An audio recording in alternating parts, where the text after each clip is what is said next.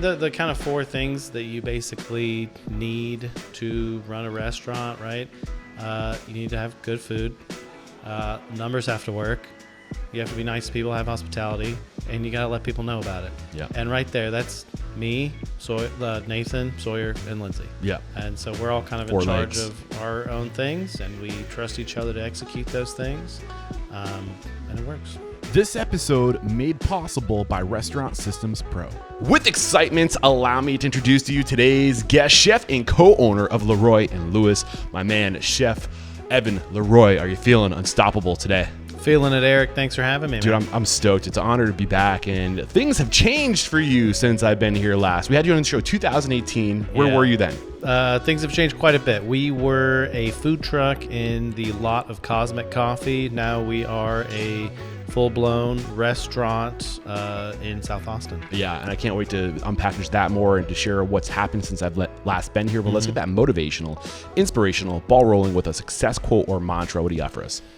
You know, I don't really have anything specifically like for a quote or like a mantra, but you know, for me, the entire industry, the thing that keeps me going, it's all about the team. It's all about the people that I work with.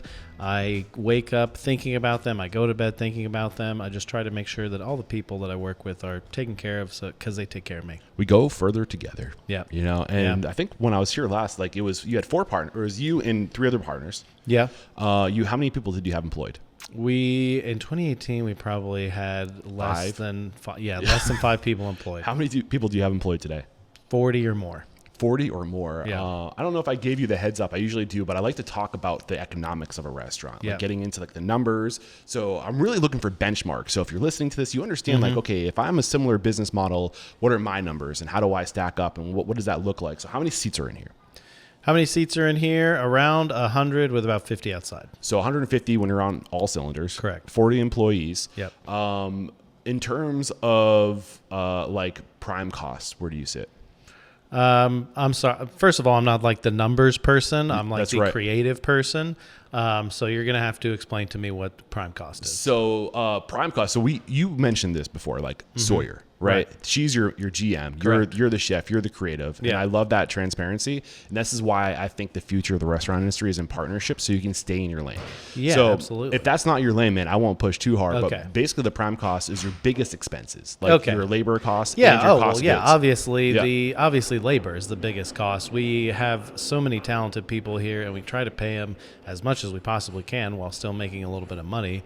Also, we're a barbecue restaurant, so beef is our biggest expense. Yeah. As far as cost of goods. And you mentioned, this came out in our last conversation. Like you're here in Austin, where there's some of the biggest names in barbecue that exist. Like Franklin comes to mind. What are some of the other big ones that come to mind? Interstellar is a really big deal. La Barbecue. You obviously said hoping to talk to Franklin. Yeah, Allie's great. Mickle Wade been around a long time. Obviously places like the Salt Lick. Like there's a ton of the Salt Lick massive barbecue places here. I'm hoping to connect with Aaron while I'm out here too. The introduction has been made. I don't want to jinx it. Yeah. But that would be amazing. But a point you were trying to make is a lot of these other places, they've kind of carved out the niche where they're doing racks and racks and racks, and they kind of do one thing and they scale it, right? For you being a small food truck when you got started, it wasn't economic for you. Like, where are you going to keep all that meat when you're a food truck, right? Yeah. So your core focus was on whole animal, and you use all the animals. So in terms of economics, it was much more feasible. Exactly. Get more into that philosophy. So we have continued to do that. We still, don't purchase just like racks of pork ribs. We purchase half pigs that we get in every week. We do that because the pigs we purchase are heritage breed. They're really nice.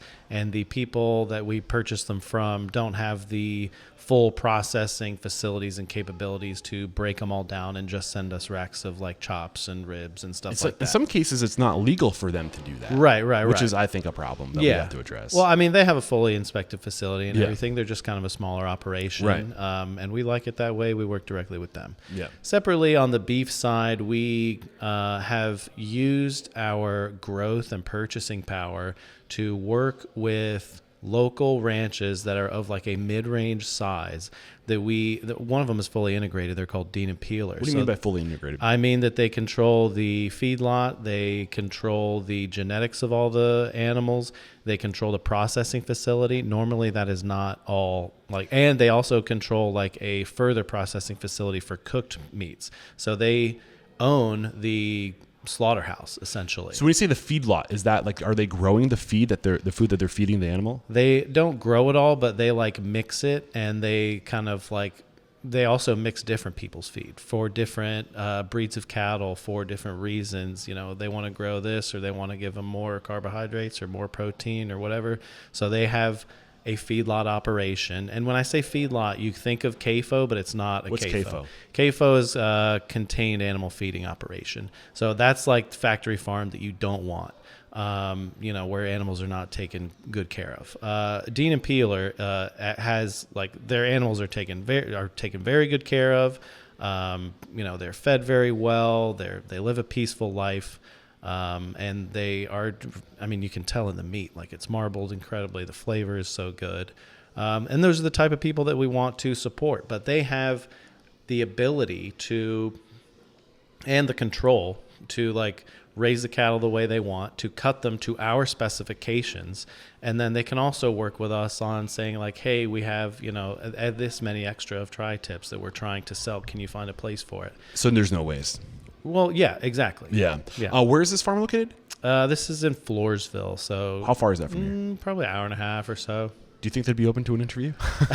Probably, yeah. It'd be really cool. I mean, my mission statement is to inspire, empower, and transform the industry. And I think part of that transformation is educating restaurant owners on the food system and being intentional with your relationships. I think that for as long as we've been human beings, Homo sapien, food has literally controlled like our total morphology of who we are. Like our physical being today is a direct result of our relationship with food, our brains, our evolution. Like we are what we are because of our relationship with food, and we've gotten so far away from that food is literally a commodity. It is. And when it's literally life.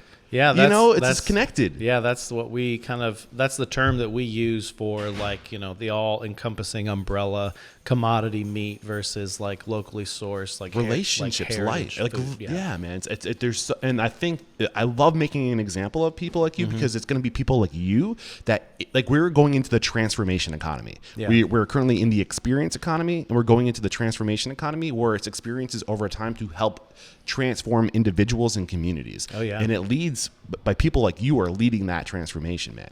But the hard choices, the more expensive choice. Is it cheaper for you to do this?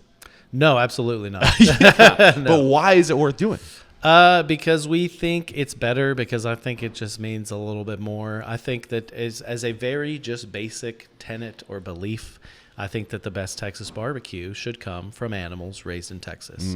I don't think that's controversial, but a lot of the I can make it controversial if you want.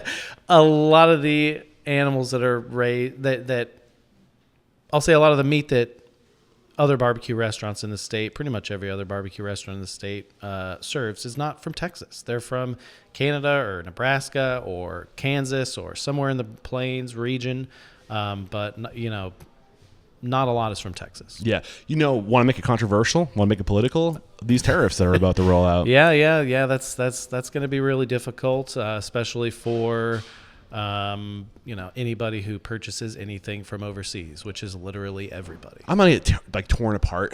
I know, because there's so many opinions around this. It's a really big subject. It's a complex problem. There's no direct answer.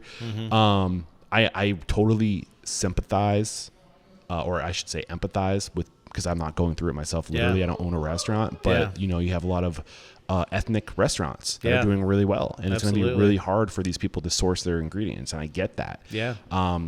But at the same time, and like I should say, yes, and when it's more expensive for you to support your neighbor than it is for you to support Mexico, they're technically our neighbor too. But South America or someplace over a pond, that's a problem.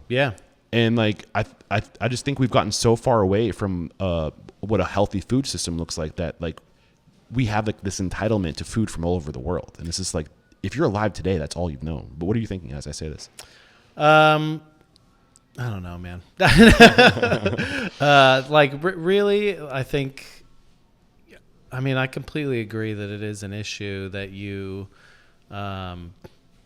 it's expensive to try to eat well, and that's not really fair. Like, why should it be that we are using less natural resources to get that meat from Floresville to here, even though it's, less expensive to use meat of a lower quality that's coming from farther away. Right. There's something that's wrong with this. And it just kind of blows my mind that the bigger conversation is like, oh, like imported goods are going to be so expensive. And it's just like, well, there's a bigger problem that will solve this issue. Support your local food system, and it will be less expensive if you start doing that. And my secret little dirty hope and desire is that these tariffs encourage people to support more local economy. Yeah. Like, you want bananas and pineapple, by all means, get access to that. But it shouldn't be cheaper than local food. Like, you want access to that? That's a motherfucking privilege. Pardon my language. And you should be taxed through the nose to get that, I believe. Yeah. And that money should go back to the economy that you're pulling those resources out of. Yeah, I mean, people just don't understand the cost of anything. They don't understand the cost of labor. They don't understand the cost of, the logistics to get something from some place or some region to another. They don't understand how even difficult it is to just grow something out of the ground for people to go pick it. Like, and we deal with a lot of that stuff here. I had somebody the other day who was just like, oh my God, that is a ridiculous price. And, I don't have a response for that. Like, what am I supposed to say to that? Well, that was what I wanted to lead this into, because this all comes at a cost. Yeah. Right. And that's kind of like the where I was going with the question about you're sourcing really high quality products. It comes at a cost, but is the consumer going to support your effort? I mean, I think if it's good, then they will. There's just there's a group of people that will that are probably unhappy within their own lives, that will just take that unhappiness out on whoever is giving them service at that moment. Be it a gas station attendant or the person across the block of a barbecue restaurant or a waiter at a restaurant or whatever. And they see all of these things getting more expensive, and they don't see their individual wage increase, and they feel the squeeze from every direction. And then they kind of see, something that was a steady, that was a static, like pass a threshold, and then they blame the service person for it when, they're not considering the fact, they're not empathizing with the fact that everybody else is working just as hard behind whatever that service person is doing. Right. Like it's just hard. It's hard to produce this stuff, and it's annoying when people complain about the price. Yeah. And I think I try to remind myself that I think it just boils down to ignorance. And I don't think ignorance is a dirty, bad word. It just means you don't know. Right. And I think it's part of our responsibility. And this is part of the effort of the transformation is educating people. Yeah. On here's a breakdown of everything that went into this thing that we're passing over the counter to you right now. Yeah. And do you think that this is wrong? Tell me where on this line, this mix of what went into this product, where are we overcharging you? I feel like most people would just look at that thing and just throw it away. Right. They don't care about a lot of that stuff, but some people do, and we do, and that is what's important. If we care about what we're doing, and then we can make it good, then people will pay for it. So I personally could not get up every day. There's a reason. The reason why we source all this stuff as best as we possibly can and support the people that we do is because I worked in restaurants for a long time where I was just opening up boxes and boxes of beef and pork and just being like, where does all this flesh come from? Where was this meat grown? What did it live like? Yeah. So I think the big question, and I know this isn't your line, I respect that, but are you profitable? Are you making money? Yeah, we're getting there. We took on a very big loan and some investors, so we are close. And we had kind of a rocky first couple I would say like six-ish months. But then as soon as we You said rough?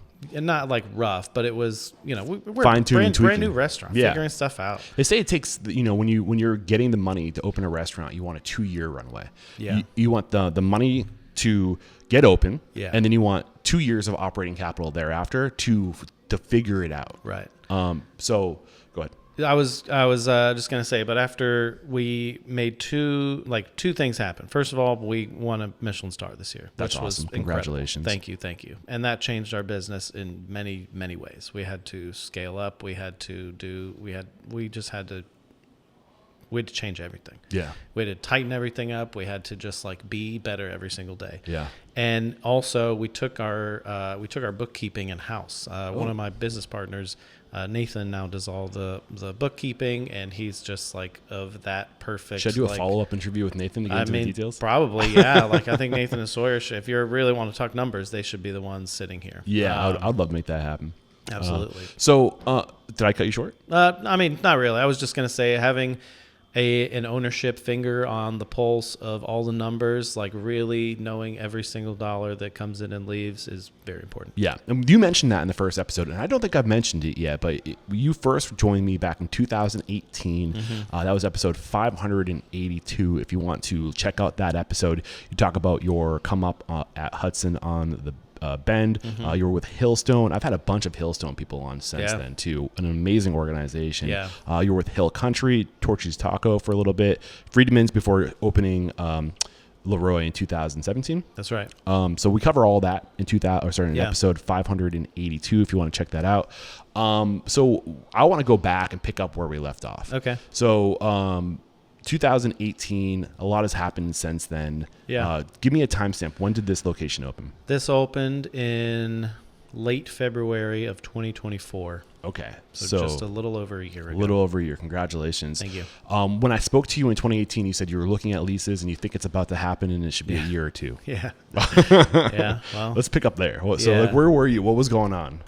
What up, Unstoppable restaurant owners and operators? We have to interrupt today's video to let you know that Restaurant Unstoppable and Restaurant Systems Pro, we're taking our relationship to the next level. Beginning in July of 2024, Fred Langley, CEO of Restaurant Systems Pro, is making himself available once a week in Restaurant Unstoppable Network to answer all of your restaurant systems questions, whether it's be profit margins. He will look at your P&L. Bring your P&L. He will take a look at that. He will dissect it. He will help you find your profit, whether that be through budgeting, inventory management, costing recipe cards, labor, checklists, you name it. He is a master of restaurant systems, and he's making himself available to you.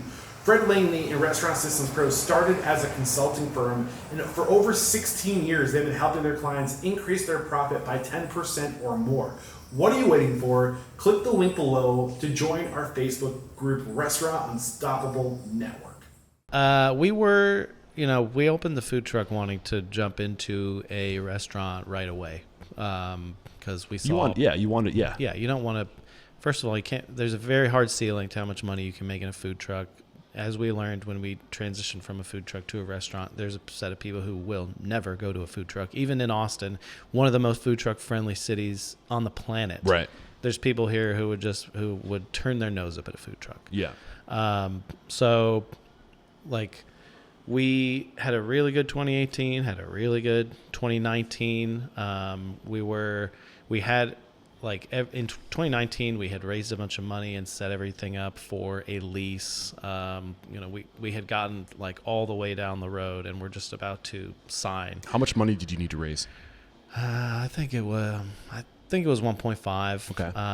For everything, and then all the investors were lined up. And then it was COVID, so that everything fell apart. Kind of a blessing in disguise that it fell apart, because if you were a month or two ahead of that curve, exactly. Ouchie. Yeah, we would have been in really bad situation, and also that location was not even close to as good as this location. What makes this location good?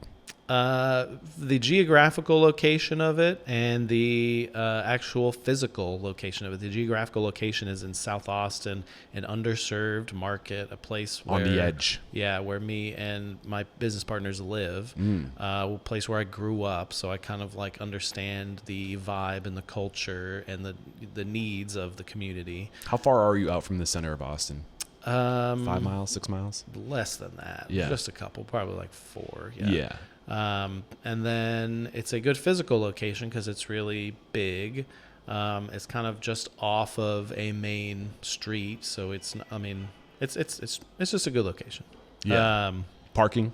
It has a decent amount of parking. Street parking? People complain about parking anyway. Yeah, it's a ton of street parking. Well, God forbid you got to walk. I know. What were we talking about before that? So COVID, like where you're at, what happened, COVID, Yes. what made this a better location, and why it was a blessing in disguise. So during COVID, we started.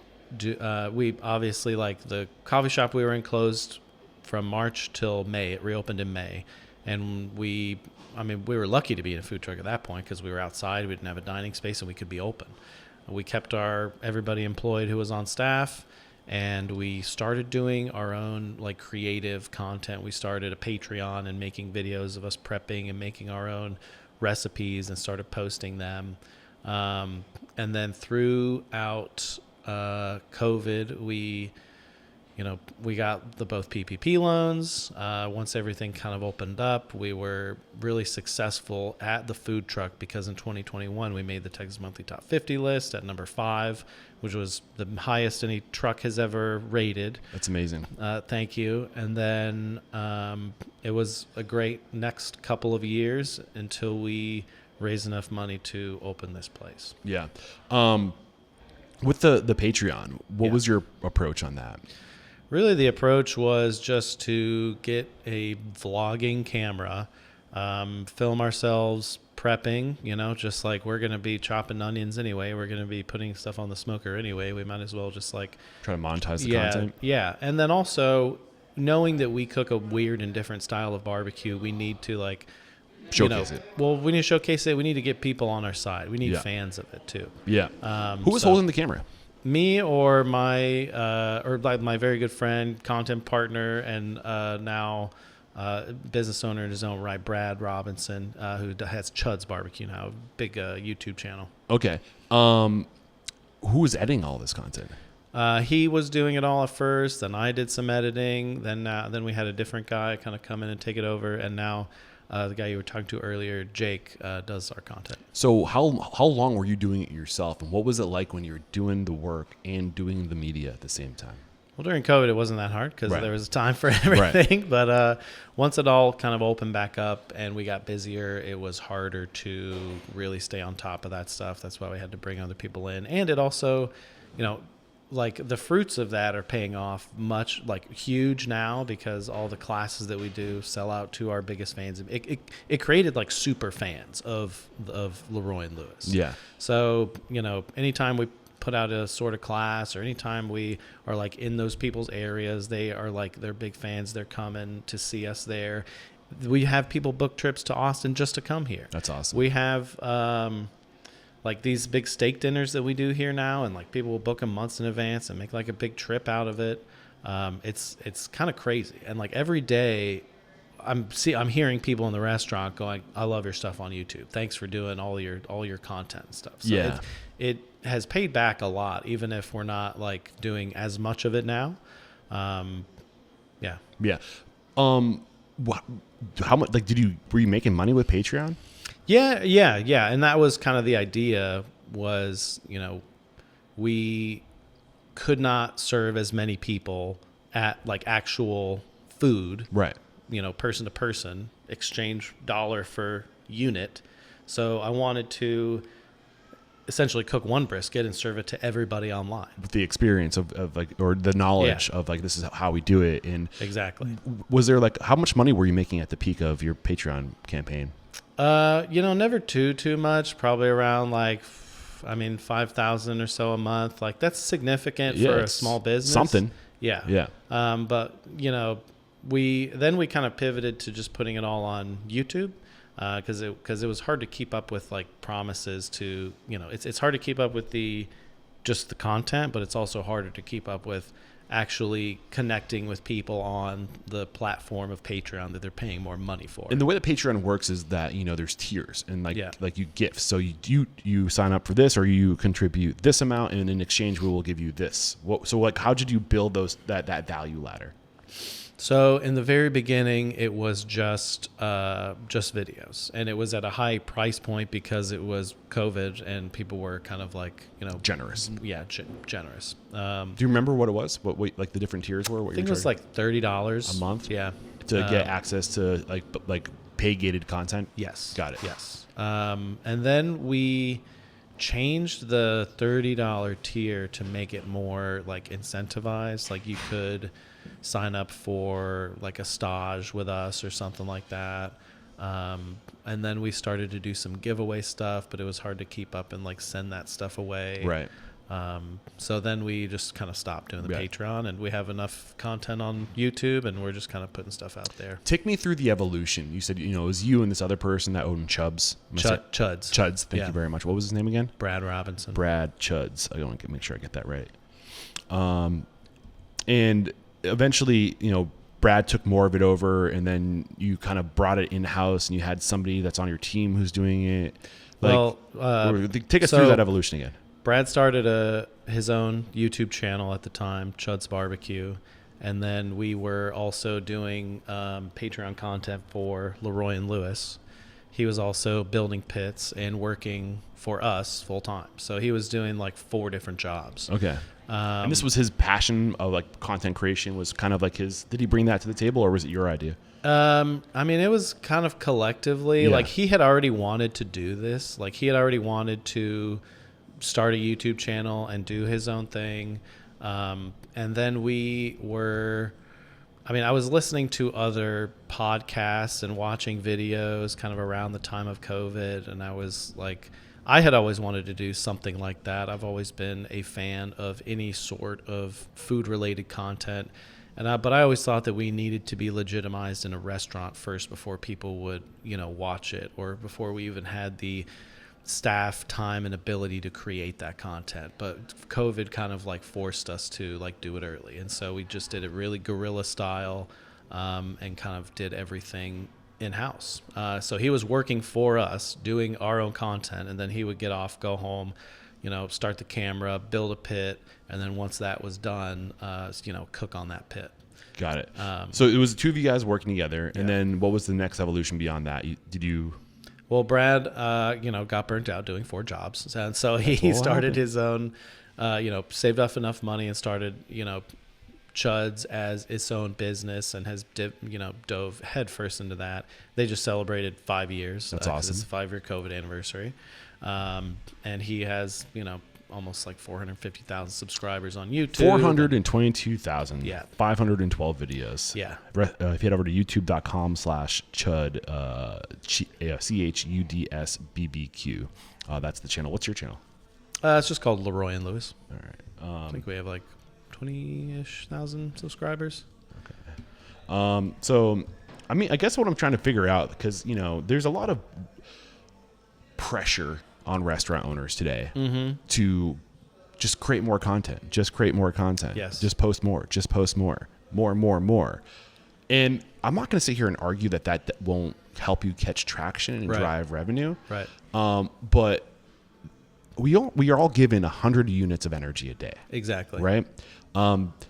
What you choose to do with that energy, I think that there's this epidemic of people putting their energy into things that aren't as important as they should be. Yeah. You know what I'm I saying? completely agree. So I'm at this weird spot where, like, okay, business advice, like, yeah, market yourself, but like not at what cost? Yeah. So get into that. That stuff takes a lot of effort, and there is not a lot of direct monetary return. I deal with a lot of this stuff. My wife deals with a lot of this stuff because she's in public relations. Exactly. Lindsay. Yeah. And she, has to explain to every single client pretty much every single time, that it's like, well, it's not like I get, you pay me this much and then I deliver to you this many articles or this many placements. It's more like you're paying me for my already built network of relationships, and I can kind of like slightly suggest and, hopefully, work on people to where there's some sort of eventual placement. And it will be more organic and it will be more valuable. And that is what you would pay for. And it's the same thing with content. You can kind of pay somebody to do, you can pay somebody a bunch of money to come in and execute this single vision, that you have, but it might not be exactly the story that you want to tell with your content. And I think people will connect with like much more of a like behind the scenes underground type point of view. And that's what we wanted to bring with our content initially. It's changed. People can bit. smell bullshit. Oh yeah, absolutely. Yeah. I mean, you kind of dove into a big reason why I really I try to avoid working with publicists. Yeah. And no offense to publicists. Yeah. I understand it's a job and, but I think that they're like in the past 10 years, like it's just kind of like people just kind of figured it out. Mm-hmm. And it's about playing the game. Media and content creation is no longer about creativity as much as it's about knowing the game and playing the game. Yeah. And the game is whoever has the most money wins. Well, I mean, and whoever wants to pay attention to the algorithm and work the system. It's a combination of paying for influence, right, and like just playing the game, like the rules of the game. And if you're like me, and I think you are a little bit like me, you don't like rules, right? You like creativity, yeah. Like there's a couple points I want to kind of talk about there because So when we opened this restaurant, we made a strategic decision not to do like a full kind of like media influencer blitz with like normally like a PR company would suggest, as one of your soft openings, not just a friends and family night, but maybe you have like a media night, or maybe it's like really close to opening, so you have stuff a little bit more dialed in. What happens is every person comes in, shoots the same video, takes pictures of the same dishes, then it all comes out at one time.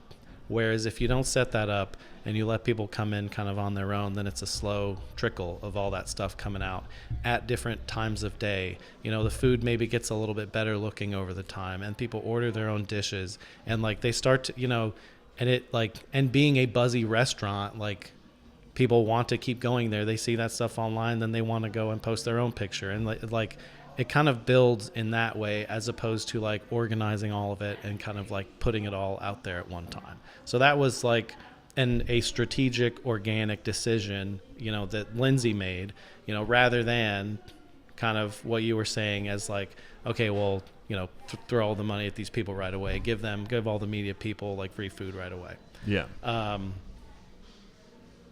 I forgot the other thing I was going to say.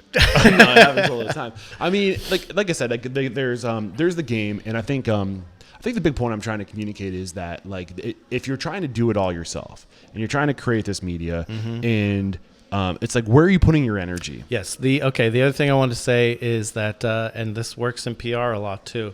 Oh, look at that little dog.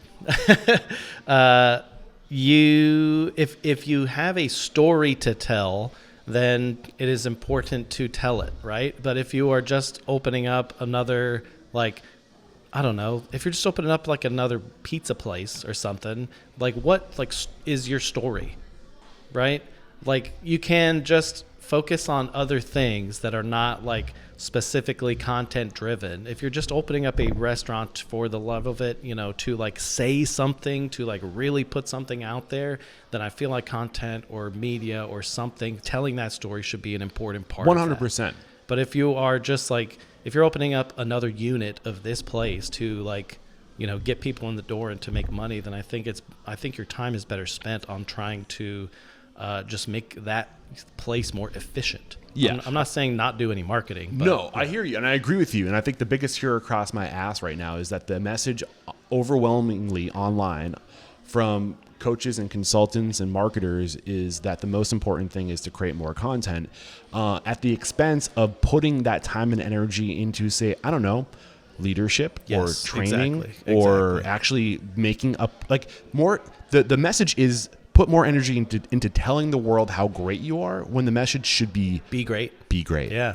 And that takes all of your energy. It takes so much energy. Yeah. The service aspect takes so much And energy. if you focus on being great Yeah. and you truly are focused on relationships and creating great experiences and a great product and doing it at a cost-effective price point and putting energy into what's happening behind the scenes, the systems, the processes, the paying attention to the data, the numbers, and really trying to figure out how to make it profitable. If you put all of your energy into that shit and you are truly fucking great, people are going to come back. People are going to come. They're going to tell their friends. Yeah. And also other people like yourself will be reaching out to you and doing media for you. Right. And it's funny that you mentioned that because I think, so Real Tacos out of Atlanta, like they are badasses when it comes to social media. Check out their account when you get a chance. It's 2 R's, RREAL Tacos. Okay. Like hundreds of thousands of followers, taco shop. And what they used to put a lot of money into influencers with like millions of followers. They are recently changing their approach where now they're, instead of paying influencers thousands of dollars, they're paying their customers $50 for them to create a reel. Oh, nice. And they're saying that one person with maybe 1,000 followers or 500 followers has 1,000 or 500 followers who are in our community, in our market, who are the same demographic as the person that's coming here. And I'd rather give that $50 to that one person to say, hey, we notice that you come in all the time. Why? Just can you create a reel? Here's $50. Just tell people why you love us so much. Yeah. And they're having a way more traction doing that. Yeah. We used to do, I think we really built up our reputation initially in the early part of the food truck days by posting good photos on Instagram, just with like good light, not with anything crazy other than an iPhone camera. But, since then, we do a lot less just any Instagram or any like original posting now, and are just reposting a lot of other people's stuff because they're tagging us all the time. They're taking pictures of beautiful trays. Remind me to tag a photo of you so I can get some love. Do it. So one thing you mentioned, I want to make sure it comes to the service. You haven't completely ignored marketing, right? Like you have a person in house that's now doing it. You're one of your partners and business partner and life partner is a publicist. Yeah. So I'm not saying ignore it altogether. I'm just saying, I think actually before I don't need to get down that rabbit hole again. Just tell me like what you're doing today and what's working for you guys. Like how does that is it like a contract or like how do you manage your marketing relationships? So Lindsay, my wife, basically has control of like the main, email. That's just like any and all inquiries of anything go through there. And she kind of acts as a filter. Okay. And it's just like, Thank you for not filtering me out. Yeah. Well, no, I mean, I think you just messaged me, right? Or, no. She sent it to me. Yeah. And anything that is like specifically toward me, she'll send to me and I'll just be like, yeah, this sounds good. Or, this is obviously an event that, isn't paying us any money and we would have to travel and pay for it. So no, we wouldn't do that. Or, other kind of, other people kind of coming in and asking, just to maybe have a huge event here with like a $10 person budget, and we're just like, well, that's probably not going to work. Right. So a lot of the times there's just kind of like that like filter there. But then, kind of like I said before, she is always like a lot of weeknights. She's kind of doing like social stuff and like out with other people who are in also the PR or publishing or like, editing industries here in Austin. And I'm like at home with our kid hanging out, or I'm here at the restaurant. And those relationships that she builds are the ones that, it's that long return, because they will be, influenced by that, and that we'll know when those people are coming in, and then we'll be ready to serve them excellent food, and then she'll follow up with them again. And it's just like having that person who's kind of working on people from kind of a different angle other than just within these four walls has been so beneficial. Yeah. And you also said you had somebody on staff who is actually creating the content, like a videographer, or Justin, was it? His name's Jake. Jake. So he he was a fan of the food truck, and then when we Sorry, I opened up your YouTube channel. And oh, some yeah. music started playing. I don't know if they heard it or not. Sorry. and then when he when we opened the restaurant, he applied to work with us, and I saw that he had like this amazing content background. He did weddings and stuff before. That was part of what he wanted to do, was help us like really take that to the next level. What does that relationship look like today? Like, is it like he like a staff member, or is he like a contract worker? So he's a staff member. Okay. He like the content is he doesn't do much of that right now since we've gotten the start, because we've been crazy busy. Yeah, we don't get the word out. We're too busy. Yeah, pretty much, right? That's awesome. But he's been, helping out with caterings and cutting and working on the barbecue line and working in the pits. And, when he initially came on, I was like, I want you to learn this stuff so you can, and the whole time you're doing it, have your eyes open and really like take note of what you want to shoot and the way that you want to shoot in this space and in this building. And what food looks really good. How do you want to shoot the food? And so when he started doing the content, it was natural. These days he's also got, a wife and a young kid and stuff. So it's like, and he's working here a lot. So it's hard to find all the time when we can kind of make all this stuff work. So we're still catching up on videos from last year, but we, as soon as we are caught up, we have some cool, interesting stuff we're going to put out this year too. Right. So are you paying for them? Like, does he have his own camera, or are you giving him the resources? So he had his own videography business before this, so he has all the equipment. Got it. And I think that what you're doing is a really good example of it doesn't have to be you. Right. A couple of things that I think you're doing really well. You're kind of working with somebody on your team to say, okay, like, you're in charge of social media. Like, here are the guidelines, here are the parameters. This is what we're looking for. For you to create them within inside these bounds. Yeah. Right. And you can delegate this. The other thing I think you're doing, and I see a lot of successful people doing this, I think this idea, not everybody agrees with this, but the idea of having a lot of partners. I think if you want to be the best going forward, and if you want to attract onto yourself the best going forward, it's not enough to just offer somebody a good paycheck. Yeah. Because there are more restaurants than ever before, and more opportunity within the restaurant industry than ever before. And if you want to attract on, if you're trying to be the best, you need, I think, what will attract the best is like stake in the business. Yeah, absolutely. As far as partnerships go, or just building a team goes, 4 partners to open a food truck. Yeah. Well, I mean, we initially wanted it to be like a brew pub. That's something else I was going to bring up. There's no brewery here. That's correct. Well, there's not. I mean, there's enough space for people to be, but there's not it didn't have the infrastructure for a brewery. Right. Sorry to just derail your train of thought. Maybe one day. Yeah. 4 partners. We all have skill sets that are like matching, almost like a puzzle piece. Like, I am a creative, but I can't do any math, and like numbers freak me out, and I don't like, and I would never be successul on my own. Are you dyslexic? I don't know. I am. I don't know. I think sorry, keep going. I don't think I'm dyslexic, but I might have a little bit of ADHD. I've been thinking that recently. Yeah. Because I can't like ever stay focused. I'm the creative, and I'm able to think freely about the food and really kind of dissect it and really kind of hopefully get it to the place where we want it to be, because I have everybody else who, has that mental space doing the other things. Sawyer could not, she sets up all the stuff and sets up all the events and makes sure everybody gets paid and makes sure that like the place is clean and makes sure that all the people are happy. So when it's go time, she doesn't have to worry about the food. Right. That's the reason why the relationship works, is because we have trust in each other. And prior to this, Nathan, what was his role? Was he a cook or? No. So he actually was a like brewing scientist, and then like through a lot of the life of the food truck, he worked at Austin Beer Works, and he worked in the quality lab there. And then when he came on like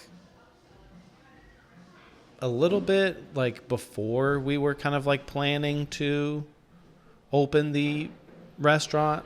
Like, he kind of was the person who was overseeing all the construction here and like communicating with the GC, And him and Sawyer were the ones who were like, really in charge of like building the deck and kind of having that pro forma and getting all of the numbers, so he was involved. Him and Sawyer were involved in all that, and kind of Lindsay and I are much more of like the creative relationship kind of like status driven. So a big conversation on the podcast recently has been the visionary integrator relationship.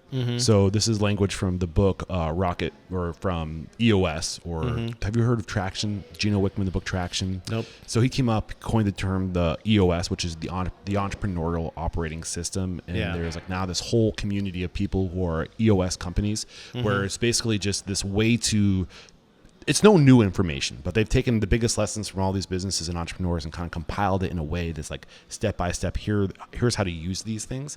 And what they talk about is like the what they call rocket fuel, which is when a visionary, i.e., an Evan and a Lindsay, come together with integrators, i.e., people who are good in the details, the numbers, the planning, the organizing. When those two people come together, then that's rocket fuel. Because it's like you need that combination, that yin and that yang. And it sounds like it's like two couples. It's just like a couple rocket fuel. Absolutely. That's really cool. Yeah, I mean, it is, I say all the time that our team is just built of people who are better at everything than me. I think I'm only really good at one or two things, and that's like cooking and like coming up with fun, creative barbecue things. I'm just pretty much not good at anything else. But everybody else has every other skill that I do not have. Right. And so we try to, bring all these people in with all these different skill sets, the hospitality, the, kind of like detailed numbers, the every single other skill set that you need to run a restaurant and run a business. And I'm just incredibly thankful every day for everybody else, because I'd be nowhere without everybody. And you also have that emotional intelligence to know that you have a lane and that you need to surround yourself with people who are stronger where you're weak, and leaving ego out of it. Yeah. Right. But the other to come full circle, what the point I'm trying to make is I think that one of these skill sets that you're seeing in a lot of partnerships is marketing. And I mean, PR is an extension of marketing, 100%. So I've seen it time and time again that people with marketing chops are equity partners in the business. And I think you're going to see a lot more of that because it's becoming so important, you know, but you need somebody whose lane it is. There are people who are creatives who also have a little bit of that integrator, bug about them, where they can create the content and then work it into play the game, the algorithm game, right? And the game that Meta and Google owns, I mean, the kind of four things that you basically need to run a restaurant, right? You need to have good food. Numbers have to work. You have to be nice to people, have hospitality, and you got to let people know about it. Yeah. And right there, that's me, Nathan, Sawyer, and Lindsay. Yeah. And so we're all kind of in charge of our own things, and we trust each other to execute those things, and it works. Yeah. So 2024 is when you open your brick and mortar. You had, prior to that, you had raised how much money? And that fell through like 1 point something? Yeah. I mean, I want to say it was probably a little bit. I want to say it was that much, but then I think we raised that much. We raised that much here, but I think it was less before, or it was it was the same amount before because it was in a more expensive neighborhood. If that makes any sense. Yeah. But yeah. So, so when did you have to go through this whole process again to raise money, or did you go back to people? Yeah. I mean, we went back to some of the people, but it was mostly like kind of start over. Okay. We had like the deck, and we could. The vision didn't change. Yeah, no. The vision didn't change at all. Yeah. The numbers are probably similar, maybe a little more inflated with the cost of goods going up. For sure, yeah. In terms of the pro forma. What was different about this time around? Like, when did this opportunity, from when you knew this was a possibility to when you actually made it happen, how much time elapsed? We were looking for a new commissary to kind of get out of the Cosmic one that we were. So the commissary is like the kitchen, right, where we were prepping everything. Right. and it was really expensive, and we were sharing it with some other people, and so we wanted to get out of there, and our landlord had shown us this space. He's like, hey, I have a restaurant if you want that, and we're like, yes, that's what we want. Yes. And so it was kind of being built already. It wasn't even a white box. It was like 4 walls and like not a lot of like ground covering in here. And we came in at exactly the right time to where we could, raise the money pretty quickly, get a lease together, and get it signed. And then from there, it was about a year in construction time until we opened up. Okay. Did you learn anything during this time about like TI or like tenant improvement or like lease negotiation? Or this is where the conversation gets awkward. Yeah. Because we did learn a lot of things, but I would say that is also a Nathan and Sawyer conversation. Got it. That is one thing where I have no. All this. I'm understanding everything that everybody's saying. I just don't have anything to add. I'm just like, yeah, that sounds good. No, but I think that is the underlying lesson that you need to understand and be a part of the conversation. Like you can't be happening behind closed doors. Right. You need to be open and transparent. But at the same time, it's like you focus on that. I'll focus on doing shit that's amazing that brings people in. Yeah, this entire time, Cole the pitmaster, and myself were, working on and testing the cut that is kind of like the signature cut here now, which is like the flat iron. So we were doing our own preparations. Got it. So you opened in 2004. Mm-hmm. Sorry, 2024. 24. February. You just eclipsed 2 months ago your 1 year anniversary. Yeah. And you are starting to come out of the red right now. Yep. Is it awkward to talk about this? I don't think so. Good. So it's the reality of the business. I think if more people understood it, then it's better. Yeah. What were the biggest challenges for you in that year of getting open? The biggest challenge right off the bat was. Is this the post-open or pre-open? Where you're talking about? So make sure. Post-open. All right. Post-open. The biggest challenge right off the bat. What about pre-open? Let's talk about that. I don't know if we pulled out any like lessons learned that you can pay for. I know that wasn't your lane. The pre-open challenge was the same that everybody has. You run out of money and you run out of time. So it's like you got to open and you're not ready. Yeah. That's the same. Every single person who's opened a restaurant who sits across from me will say the exact same thing. The good rule of thumb is whatever you think it's going to take, double it. Yeah. And that works for time and money. Yeah. Yeah. But I remember a conversation of just like, we're not ready, we're not ready. And it's like, well, too bad. Yeah. When are you fully ever going to be ready? Exactly. That's on the other side. It's like, will you ever be ready? Like you just got to start. Yeah, exactly. Yeah. But once we did open, we were, the ideas that we had about the like product mix were not exactly like kind of what we thought it was going to be. Like there were, we didn't have brisket initially because like we didn't do that at the food truck. And then we thought this other cut would kind of like, people would go to it right away, but that was not the case. We had like a bunch of extra leftover trim that we could not like find a place for, and that's a lot of beef money that's sitting on the shelf.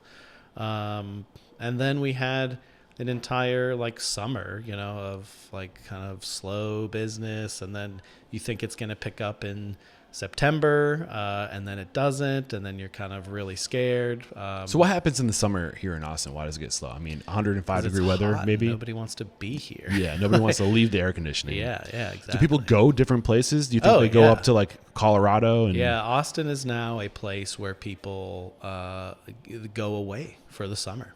Yeah. There's a reason why I'm here now. Yeah, exactly. I'm living in a camper, and I've been in Arizona in June, and that is hot. Yeah, it's borderline dangerous. Yeah. Things start to melt inside the camper at that point. Yeah, man. So it drives people out is the point. So just trying to figure out like what's going to hit. But so when you had the food truck, were you doing pork and beef? Yeah. We just had different cuts. We have beef cheeks every day at the food truck. That was kind of our signature cut there. And then hog, like pulled whole hog and sausages and burgers. But you were using the whole animal, and you were just kind of figuring out, putting it together.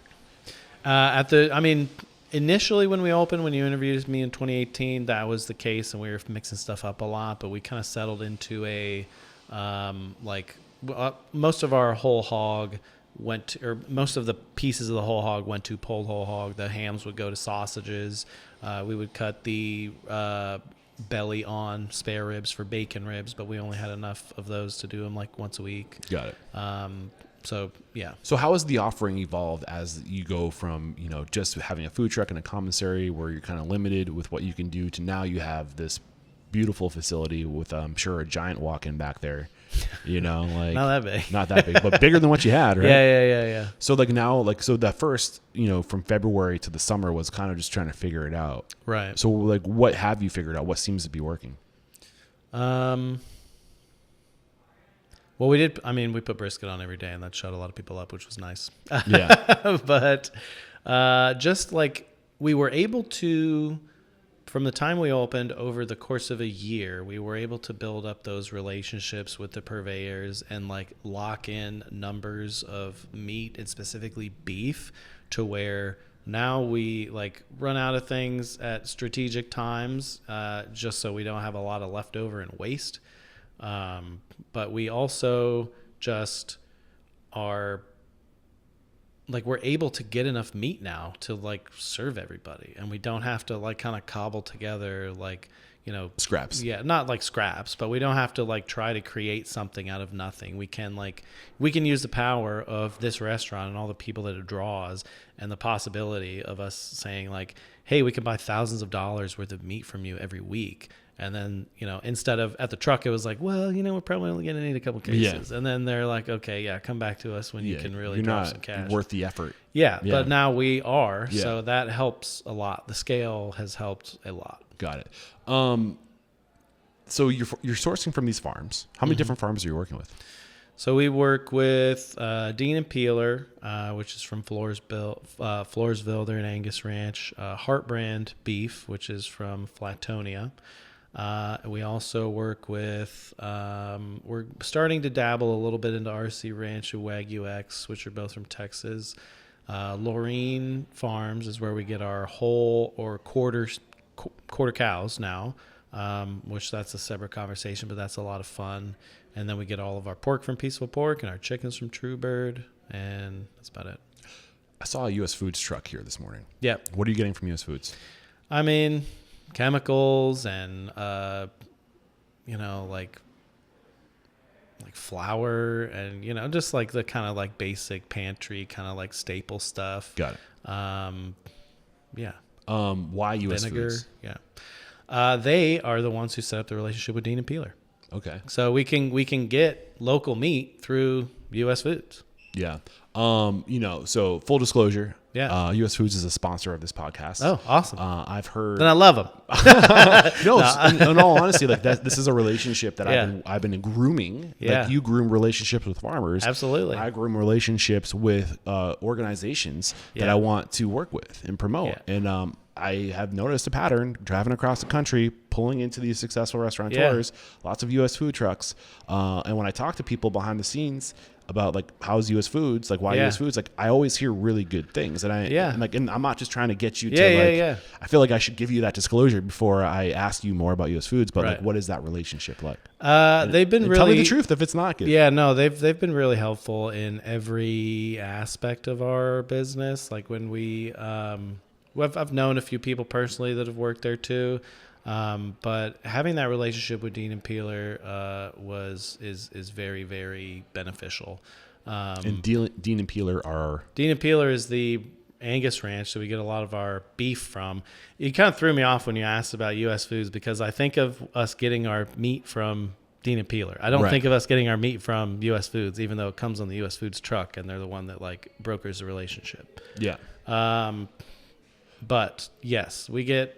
They've been essential in that relationship. Something that I didn't think was possible, which was to purchase local meat and support local ranchers through a huge company like U.S. Foods. But in reality, they are the ones that have been the linchpin. Right, and I hope to get U.S. Foods on the show. And one of the things I want to explore is if my mission statement is to inspire, empower, and transform the industry, and if a big issue with our industry is the food system, then how do these big corporations of the world start being a part of the solution. Yeah. And I think what US Foods is doing to support these local farms and to give them distribution is a key part of the answer. Yes, because with with a different distributor, it would probably be more expensive, probably prohibitively more expensive. Right.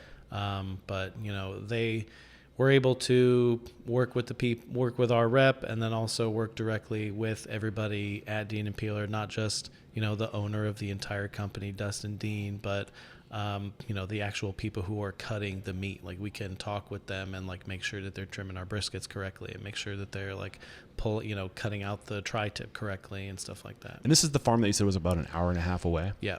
I think I have another reason to go there to find out, Yeah. to get some of the nitty gritty of what it's like, and what that relationship looks like. Man, can you believe we're already over an hour of recording time? Dang. It goes by fast, Yeah, right? We still have time to talk too. Awesome. What haven't we discussed? I don't know, man. Everything else. So, you got the Michelin star. Yep. What has it been like since getting that star? It was recent too, wasn't it? Yeah, it was in November. We knew that they were coming to Texas. We didn't expect.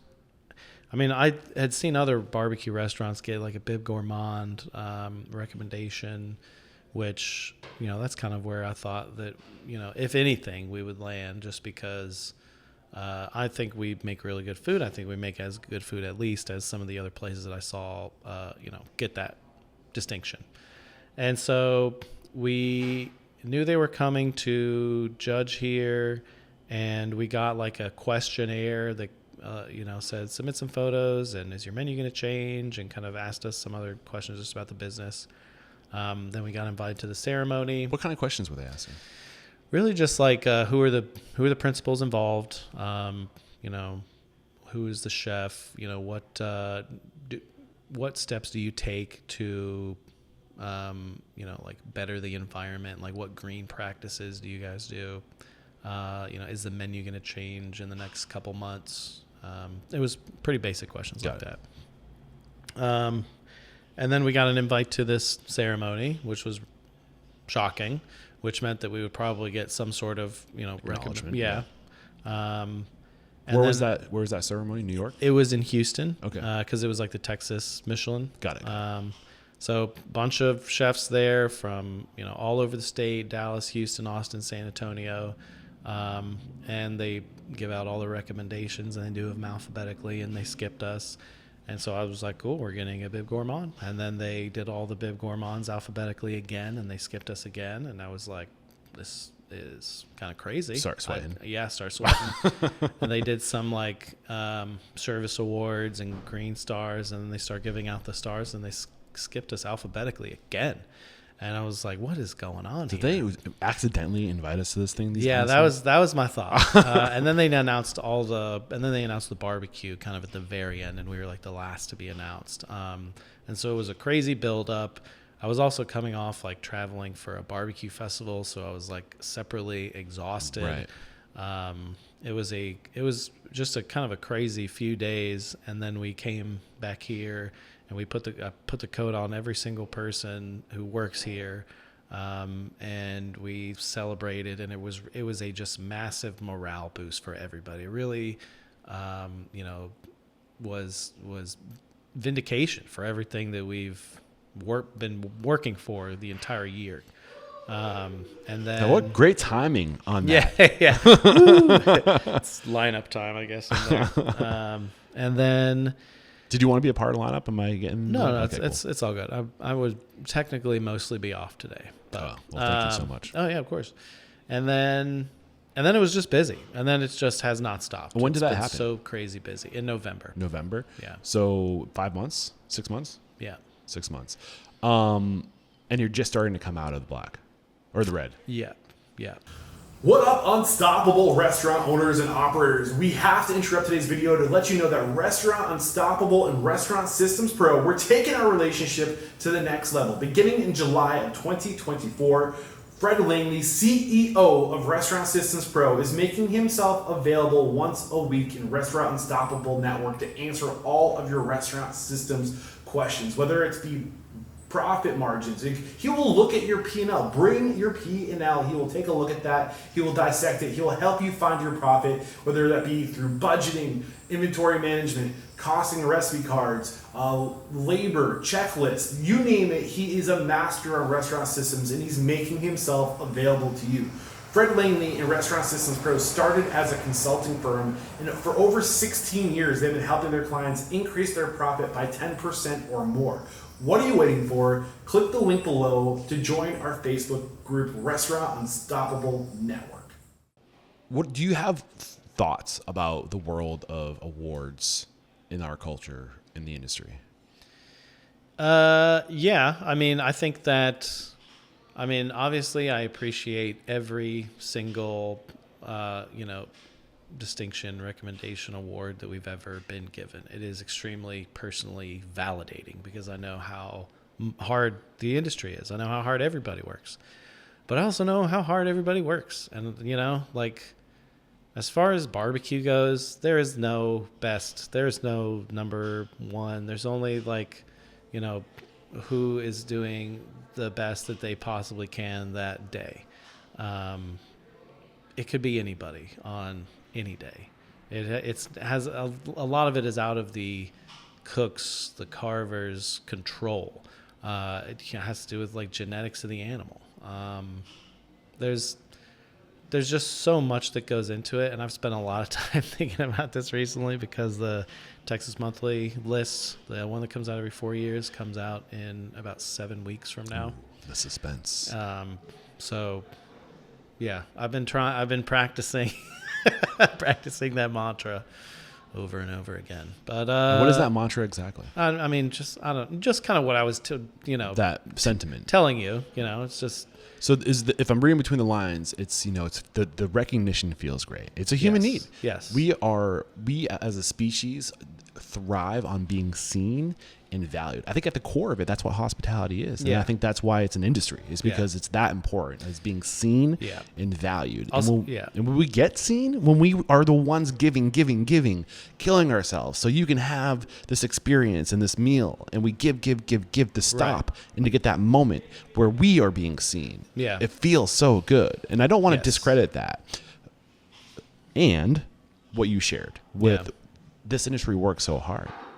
So what is at the core of that message? Yeah. Everybody deserves a little bit of recognition. I'll say this, that I was just nominated for James Beard Award semifinalist as Best Chef Texas. And I know for a stone cold fact that I am not even close to the best chef in Texas. There's hundreds of people in the state, probably thousands of people in the state who are a better chef than me. So it felt a little awkward to have that nomination, that distinction. But if the restaurant was nominated, I would feel all the pride in the world because I think that we are among the best in the state, in the world at what we do, which is cook barbecue. But I think it is a team effort, and it has little to do with me and a lot more to do with everybody else. I think behind every great organization are great people, and attracts like. Birds of the same feather flock together. So I think there's truth in what you're saying. I think there's also some humility in what you're saying. Yeah, I'm trying. Yeah. So, I tend to agree with you. And my biggest concern, I have thoughts on award culture in the industry. To your point, everything you spelled out, yes, it's good to recognize people. But at the core of what award culture is, it's marketing. Oh, yeah. At the end of the day, it is the Michelin Guide was literally built to help people sell tires. Yeah, and that's why it was built. Yeah, it's a tourism guide that's working together with the tourism boards of Austin, Houston, San Antonio, Travel Texas. For-profit organization. 100%. And I think that there's a lot of if you're a passionate person in this industry and you grew up seeing the Michelin Guides and you see the James Beard Awards, you go to the restaurants and it's this badge of honor, and it's I haven't done it, I haven't made it until I get this recognition, and I think that does more detriment to the industry than it does good. Yeah, I would say so, but there's also a lot of people that just try to chase those awards and have that singular tunnel vision and kind of lose the fact that we're just trying to make good food and make people happy. Right. It's like it becomes about the ego, not about the actual work. And at the core of the work, it's about service. It's about hospitality. Yeah, exactly. You know, and the other, I mean, I could keep going on this, but the other big part of it, and I can't help but notice, and I think I'm a good person to speak to this, because when I first started this podcast, I was looking to the Michelin star winners, the James Beard Award winners and semifinalists. And I'm like, well, these must be the people doing it right if they're getting these awards. Then I start talking to them. Then I start getting curious about operations and at the economics of a restaurant. Yeah. And there's a pattern where these award-winning restaurants, to get the award, to earn the award, they often have very high labor costs and cost of goods. Oh yeah, absolutely. So are we That's in us. this? Are we in this unbreakable cycle of propping up unsustainable economic models? Yeah. You know what I see a lot of, like writers, or like, you know, kind of like you're saying, awards and stuff. There seems to be, like, people like the idea that they're kind of discovering something, and there seems to be this idea of just like an article or something pointing to this one place that's run by a couple people. You know, they're just like, wow, there's something magical happening here. And like part of the idea is that you just can't get it very often or very much of it, or you got to like get in line, or you got to do something like that. Yeah. And most of the time, those people are not ready. They are not ready for, you know, and then those people will come expecting the best, and then, you know, it's not that case because they're overwhelmed. Yeah. You know, and then those people get upset because it's not, it's kind of a weird Well, I think that's another point, is that, to your point, there's so much fucking amazing food in the state of Texas. Yeah. And like there are probably a list of hundreds of barbecue joints that are worth eating at. If not thousands. Yeah. And when you prop up this organization and say this is the best, and maybe it's not your preference, maybe it's not the kind of barbecue you like. Yeah. You know, like that's the other thing, unreasonable thing about this award culture, is that there, maybe in the early 90s, when food wasn't what it is today, Right. there were some very clear front runners of people doing things different. But today, it's like the bar has been risen across the board. Yeah. And there's so many amazing people like doing it's amazing constantly being right. risen. And like, who are you to say that this is number one? Yeah. How is that even how are we even wrapping our mind around this and letting it happen? You know, like that's where I stand. Yeah, I mean, it is kind of crazy. I will say that the people who do it right are like the Texas Monthly people. You know, they Don't worry, Daniel- this won't come out until after you get. Well, I was gonna say Daniel puts a ton of work into it. He's basically working on it for 4 years. Like they travel all around. They eat around as much as they possibly can. They try to leave no stone unturned. And I want to recognize that too. It's just, I think it's just a part of our culture. Yeah. That is like, is it still serving us like it once did? Or Probably is it just, not, but right. you know, it is what it is. And you know, like I said, I'm very appreciative of every single distinction, but I do understand the reality of it. Yeah. So there was one restaurant. I was up in Dallas. I'll leave the name of the restaurant out, but getting a lot of attention. Barbecue. Yeah. I think it was recently named #1 in the state. You can probably do the research and figure out who I'm talking about. I know who you're talking about. Yeah. Amazing people. Yeah. Doing amazing work. Yeah. And when I approached them to talk about being a guest in the show, they seem open to it. Very grateful for that. Yeah. But something came out of one of their mouths. And it was, like, we don't really focus on, you know, because I like to give people a little heads up. Like, I'm going to ask questions about money. Yeah. I'm going to ask questions about the business economics and how you make it work, because that's what I'm here to do, is to learn about that stuff. And they're like, oh, we focus more on just like making really good food. We don't really care. Like, we're not really focused about how we make money. Yeah.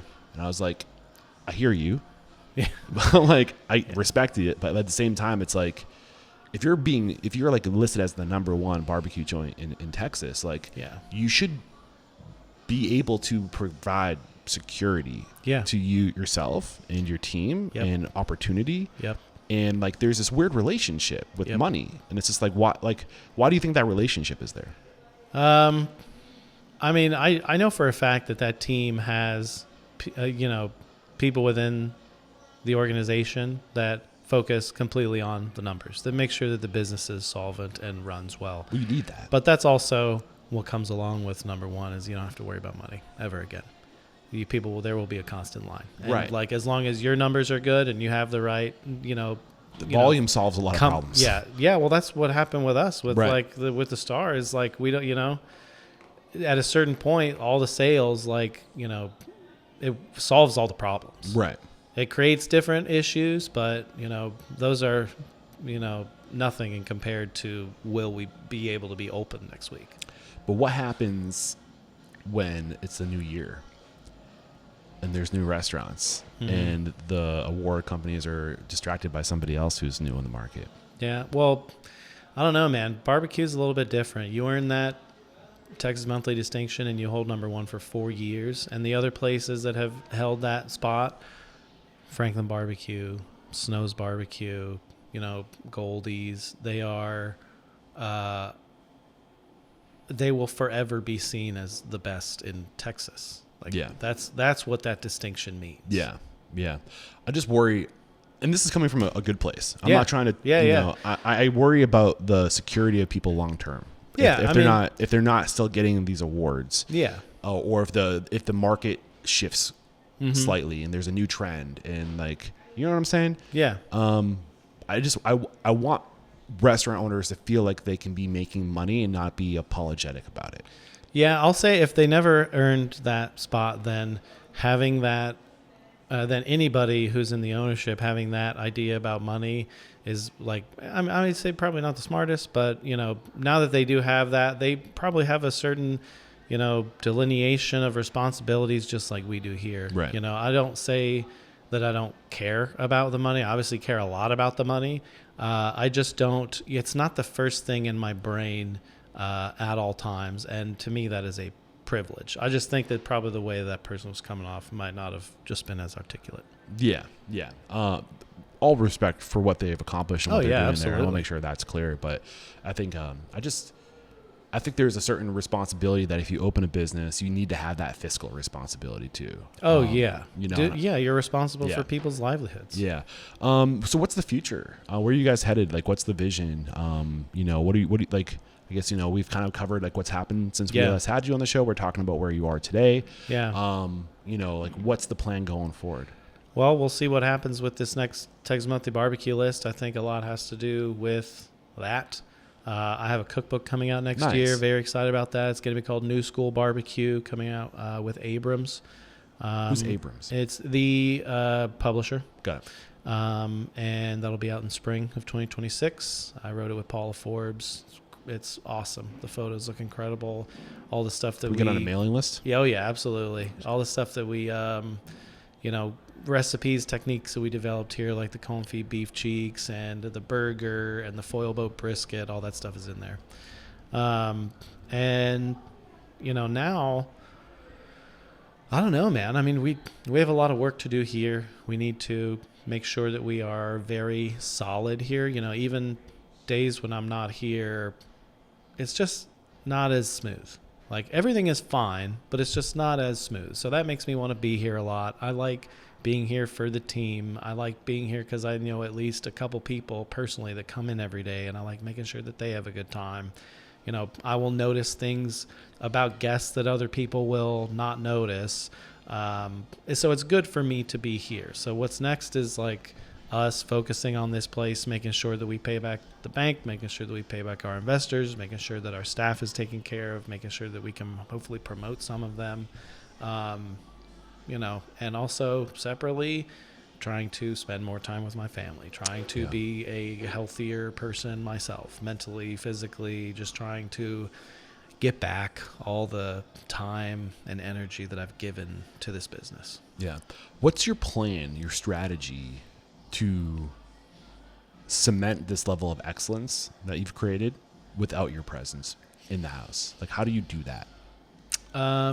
Well, we already have a really good management team. Like, everybody who was on our team from the food truck going into the restaurant is now our management team. So they were there for a long time with us and really knew our culture, knew our standards. Culture carriers. Absolutely. And so they are the ones who are, teaching and training everybody now. They are the ones who are in charge of quality, who are in charge of ordering, who are in charge of, costing. So I am able to come in and just help them out and help them feel supported. Yeah. I found somebody on this road trip that I'm excited about, David McClaskey. His episode hasn't gone live yet, but it's about to. And he is a restaurant consultant. He actually worked with the Ritz-Carlton. And have you ever heard like the Malcolm Goldridge, like Excellence Gladwell? Award? Not Malcolm Gladwell, not the author. Oh, the Baldridge Award. Baldridge Award. Yeah, I think Rudy's Barbecue won that. Oh, yeah. They're Yeah. based here in Austin, right? Yeah. So he worked with them. Yeah.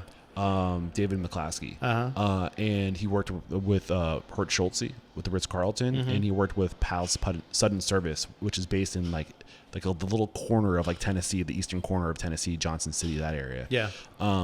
And I had him on the show, and he talked about he helped the three restaurants and hospitality companies that got the Malcolm Baldridge Award. Wow. Worked with him, and he trains shocking. on excellence. Yeah. That's what he does, is like, how do you like raise these standards to get excellence out of your staff? And Yeah. I'm pretty stoked about this relationship, because it sounds like he's going to be willing to do some webinars and workshops with us Yeah. that kind of get us going on that. So You know what I've like it's not easy. Yeah. It's not easy, but you know what? It's actually not that hard either.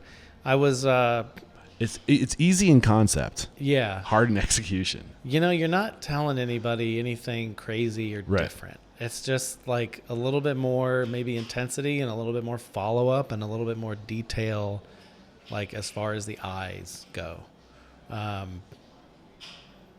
All of us can get tired or, kind of miss one little garnish or not wipe a plate or like have just a little bit of grease on the paper for barbecue. But, if I tell people all the time that you're gonna come to a point where you can make a decision, and the decision is either to make something right or like kind of go with like what has just happened and then maybe correct again. Yeah. But it's easier to make those correct decisions if you've made more correct decisions. Like it's just easier to like form that habit. If you just make that little decision to make it better, then the next one is just easier to make a little bit better. And then all of a sudden you're the person who's known for like being the best, in the restaurant at going behind everybody and cleaning and organizing and consolidating, and just like you're the most helpful person all of a sudden because of all these tiny little decisions. Yeah. And I think so. He actually covered the 4 pillars, what he calls the paths to excellence. I just brought up my notes from when I was interviewing him. Yeah. And those 4 pillars are think excellence, focus excellence, process excellence, and people excellence. And we go into the details there, but it's about like, to your point, it's like perception is reality. So like we get to perceive everything every day, take a mental check and say, where are we today? Where do we want to be? Are we there? Or like, how do we do it better? Yeah. And if you just show up and you build systems and you set like benchmarks and you hit those benchmarks and you make sure you never go below those benchmarks by like constantly resurfacing things. This is where we are today. This is where we're going. And like you just build a habit and routine and ritual around these standards of excellence. Yeah. Like it just starts marching. And I think that's what we're going to get into in the webinar.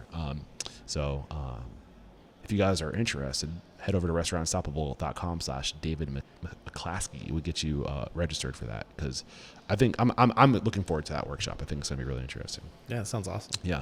Where do you think the industry is headed? What's the future of the industry? Of the restaurant industry? Yeah. I don't know, man. That's a very good question. I'm assuming there's like AI kind of wrapped up in that, and technology, and I think that there's going to be kind of 2 roads. There's going to be, specifically I'm talking about service, the road of like where kind of the computers take over service, to where it's like the ease of ordering, convenience, and the fact that you don't have to talk to anybody as part of the process. Which I like. Yeah. You're driving home, you got a car full of kids, and you just need to check the box of feeding people tonight. Like, how do I do that? And then the opposite, the other way is going to be even more kind of dug in, personal experiential, really interactive service. Personal not going person anywhere. service. Yeah. I think those are the kind of like two things that we'll see is like people doubling down on hospitality, service, quality, creativity. We will always have people pushing the boundaries of that. And then there's also, it's just going to get a lot more convenient. The parts that I don't like about that kind of like, widget, factory kind of food thing where you don't have to think about it. That's not something that I would ever want to do, but that's things that will happen. Yeah, and I think that it's important. There is no one path. There is no one singular right path. I think you're absolutely right. I think the future of the industry is going to be a fragmentation of the industry, and there's going to be different points to meet the consumer and at different points of their life, different points of their day, different points of their career path as they're getting more money, and I think that the smart restaurateurs will figure out how to meet different people at different places. That makes sense for them. And fine dining is not going anywhere. High touch barbecue is not going anywhere. I think that the best are going to rise like a cream to the top. And that they're going to own those segments. And I think you guys are sitting pretty for that future for sure. I hope so, man. I hope so. I like to talk about tech stack before I wrap up, just to kind of get an idea of where people are at. I wouldn't be surprised if that's not your department. I can talk a little bit about it. So what is your tech stack today? So we use Toast in pretty much every aspect of, we use it for inventory control. We use it. We don't use it that much for recipes. We use it for, obviously like POS and everything like that. We have the kitchen display systems. We don't do online ordering because takeout. No. Well, that would be online ordering. Well, we have a finite amount of barbecue and everything funnels through the block. Got it. And if we have people just online order, the supply is depleted from the back door. And so there could be a person walking in waiting for an hour, and in that hour all the rest of the barbecue has been purchased, but that is, so we can't have that. But we have that. We do we're also integrated with Sling, which is part of Toast, for all of our communication and scheduling. I'm excited to check this out because I just got a wireless RFX thermometer from ThermoWorks. So I'm going to start kind of tracking data of the cooks and temperatures of briskets and different meats kind of through the day, and we'll be able to see temperature spikes or dips or kind of anything like that, and we'll be able to track more data with the barbecue, which is really exciting and interesting. Wireless MS, what was it? It's an RFX. That's just the name of the product. It's a wireless thermometer that has a lot of capability in like tracking data and graphs and all that stuff. Fancy bells and whistles.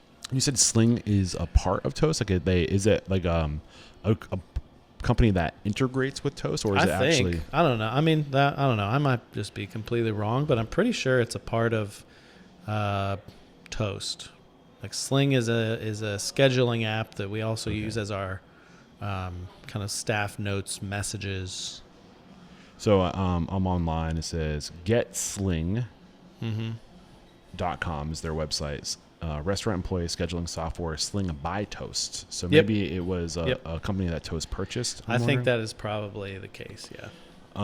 And what was it about Sling that appealed to you? There's a lot of options there in the world of labor management. We were using just like we were just using like an Excel sheet before for the schedule. Okay. And then we were also using a GroupMe for our notes and communication. And so just kind of bringing those two together in Sling, which was also part of Toast, which has all of our employees already, in it and filled out, and they can, request off, and they can have, all their schedules and communication kind of in one place. Okay. So for POS, inventory management, scheduling, Toast, essentially, Sling by Toast.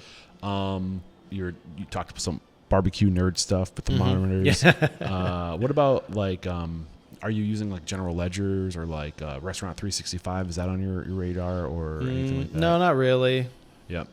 What about online tools? So the only we're a little bit behind on this, but we're trying to get our